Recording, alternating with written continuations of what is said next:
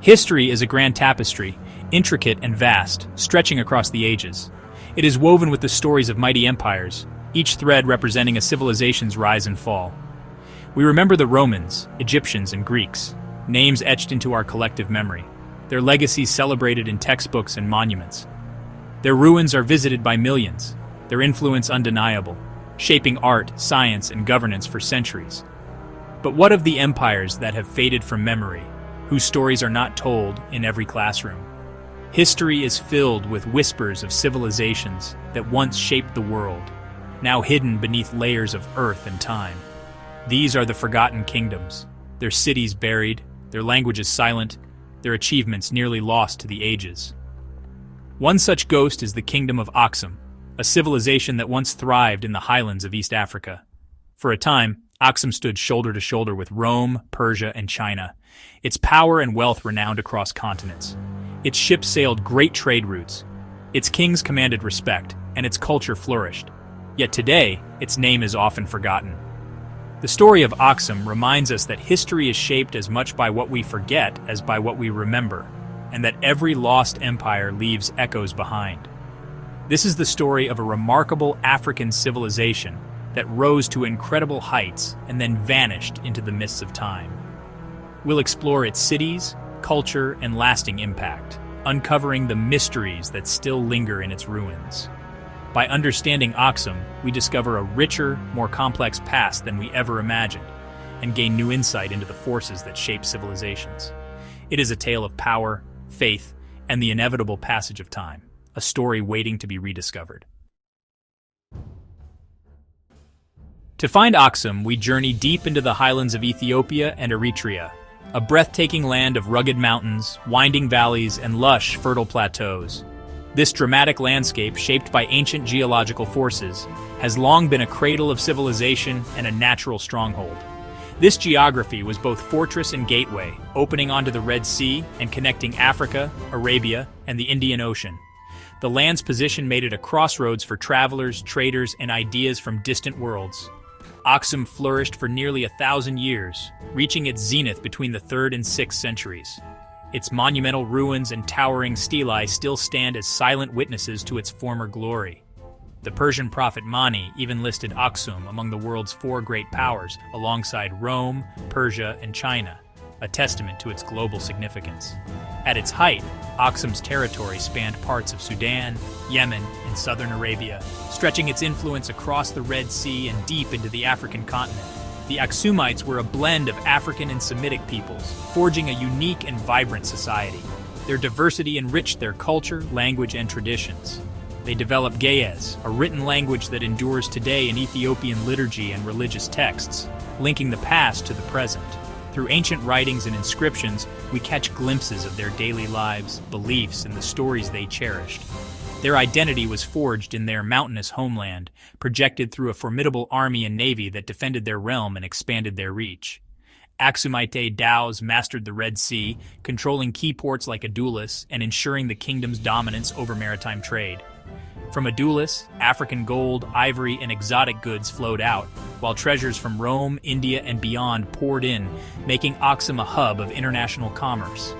Aksum's strategic position made it fabulously wealthy and influential, its markets bustling with traders from across continents.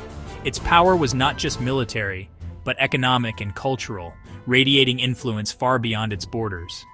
The kingdom's blend of cultures and control of trade routes made it a true intercontinental empire, shaping the history of the region for centuries.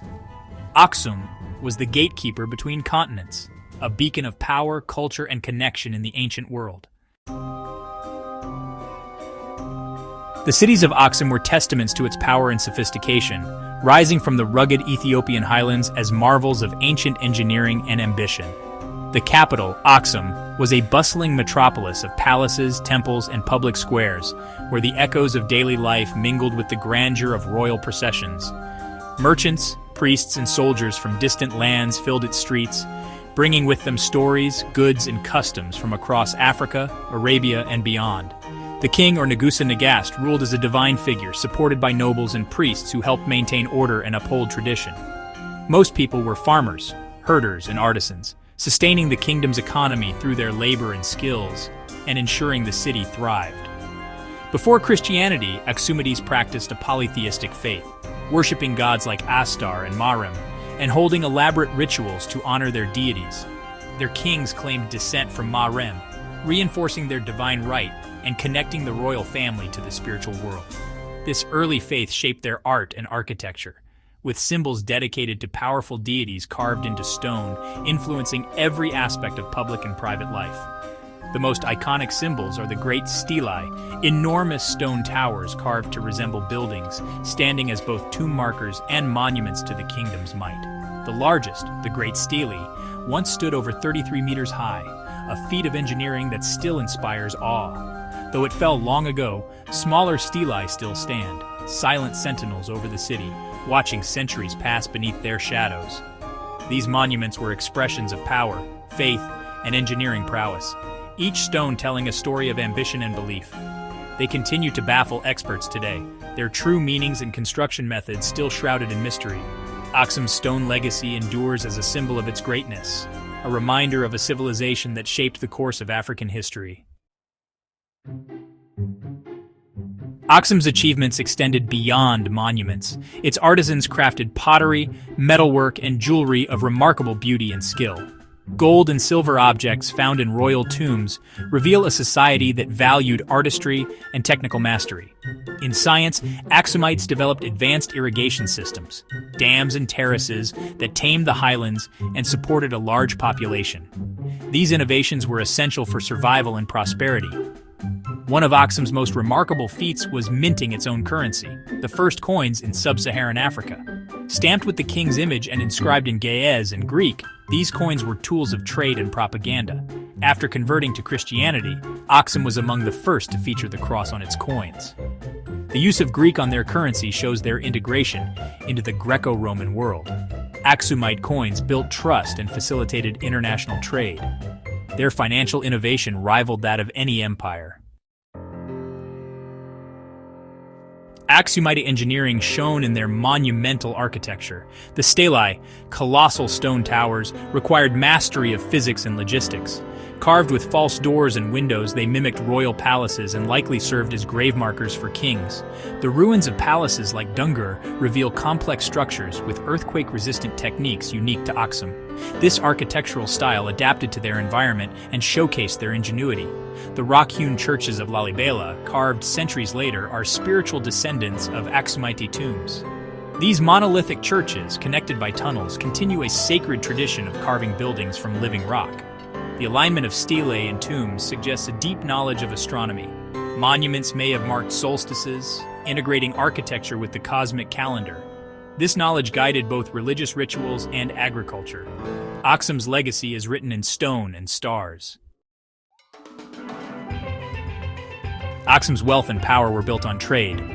Its Red Sea port, Adulis, was a hub where goods from Africa, Rome, and India converged. Ivory, gold, and incense flowed out. Textiles, glassware, and spices flowed in. Control of trade routes gave Aksum immense political leverage. Roman emperors sought alliances to secure luxury goods. The Periplus of the Erythraean Sea described Adulis as a vital market and ally of Rome. Aksumite coins have been found as far as India, proof of their vast network. Ties with Byzantium were strengthened by shared Christian faith. Trade brought not just goods, but ideas, languages, and architectural styles. This openness made Aksum a dynamic, cosmopolitan civilization. It was a true crossroads where Africa, Europe, and Asia met.